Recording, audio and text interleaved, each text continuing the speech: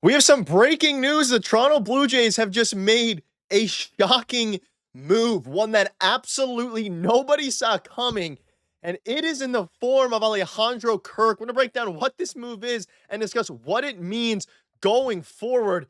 Because not only is this an absolute steal for the Toronto Blue Jays, but man, oh man, is this one of the more out of the blue, shocking moves we have seen the Jays actually make in a very long time. We also have some other updates ahead of the regular season starting soon. But before we get into it, if you're a part of the percentage who aren't subscribed to the channel, this is the place to be for daily Jays content, keeping you up to date with all the latest Jays news. Ladies and gentlemen, it is late on a Saturday night, and we got an absolute bomb completely out of nowhere. And I cannot express, I don't know if I've talked to one person who really thought this was coming, because this came out of nowhere. Breaking: Alejandro Kirk and the Toronto Blue Jays are in agreement on a 5-year, $58 million extension. The structure, which includes a signing bonus and no club options, allows him to enter free agency after age 31 season. Kirk is represented by a couple guys.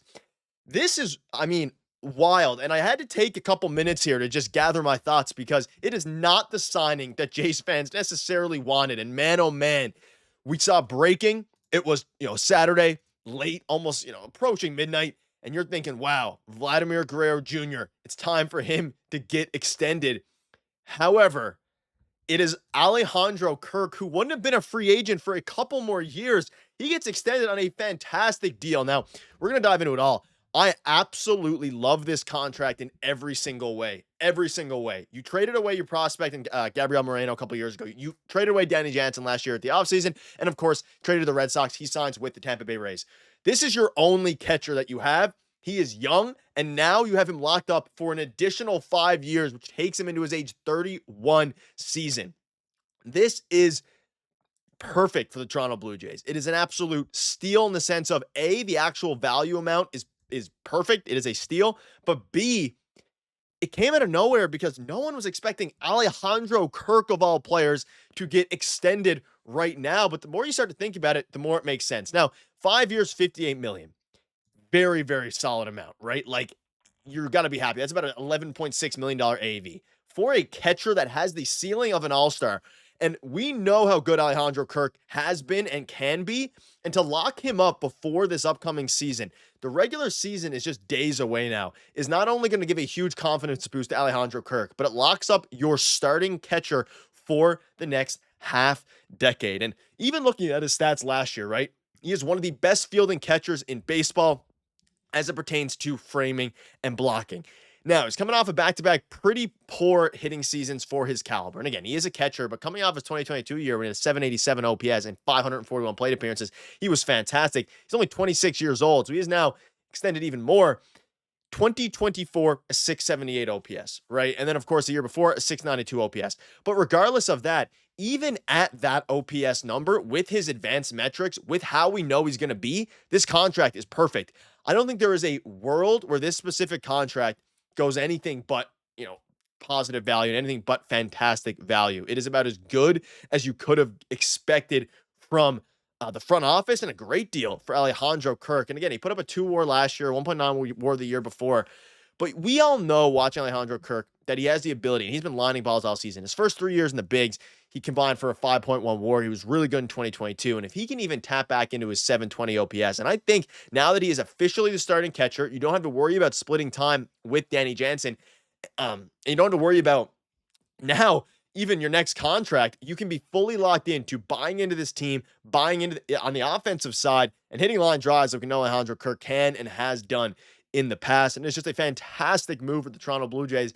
I am absolutely over the moon about this signing. Now, I'm very curious to see what you guys think, because I know he hasn't been great offensively the past couple of years, but it is extremely difficult to get good catchers in the major leagues that can hit and play defense. And I know he doesn't look like the best defender. He's not a good base runner, but you look at his advanced metrics, fantastic blocking, fantastic framing. And we know that framing is going to be very important for years to come. There were some talks about, of course, robot umpires, all those different things.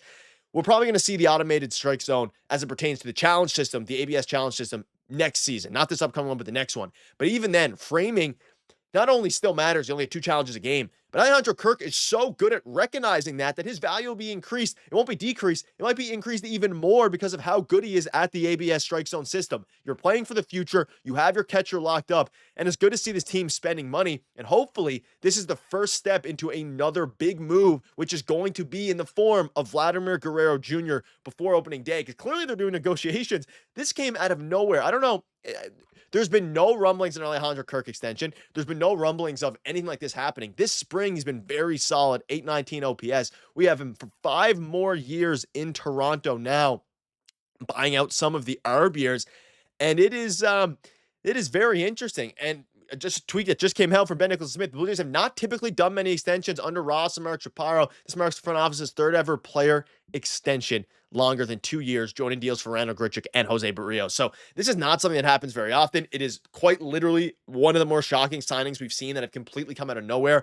We kind of knew the Grichuk signing was coming back then. We kind of knew the José Berríos extension was coming, but it was still a pleasant surprise.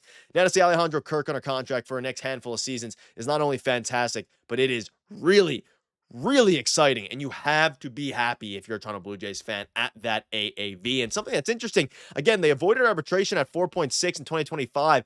2026, he wouldn't have been a UFA until the year after next. So you bought out that third arbitration year, and now you, of course, don't have to worry about him going to free agency. Now, I know there's going to be some of you in the comments saying they should have done this with Vladdy years ago, all those things.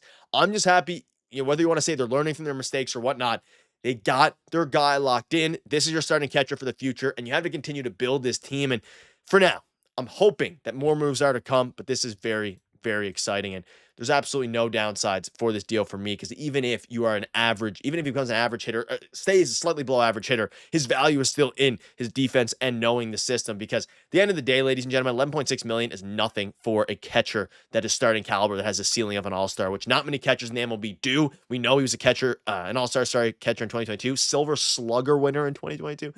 Absurd, fantastic deal for the Toronto Blue Jays, and I'm absolutely over the moon for Kirk, who is projected to have a 4 WAR this season, according to Fangraphs, the 115 WRC plus. A bit of bad batted ball luck last year, a bit of bad, just, even conditioning, bad plate approach because of the Don Mattingly effect that told everybody to just stop swinging hard. He's going to hit line drives under Dave Popkins, and just a bad season last year. Let's hope we can get mitigated this year. A couple other things before we wrap up. A couple of new things that came out, and I covered them a little bit in the video earlier today, but I just wanted to kind of touch on this again. Where Max Scherzer said his thumb felt fine. He was sitting 93 to 95, and what matters is tomorrow. Just wanted to bring this up now because, of course, it is late tonight, so into tomorrow morning, it's going to be very interesting to see how his thumb is feeling, and I'm going to have a video for you guys covering that, because he looked fantastic against the Twins, and we're going to get a big update tomorrow, and there's been some more rumblings about getting that update, and there's been a little bit of, there's been some new reports as well tonight, not new reports, but there's been some rumblings about Max Scherzer and the concern about his thumb growing, so we're going to keep you up to date with all the latest news there as it drops and more, so make sure to hit that subscribe button. Let me know down below what your thoughts are on this ridiculous Alejandro Kirk extension. Cheers.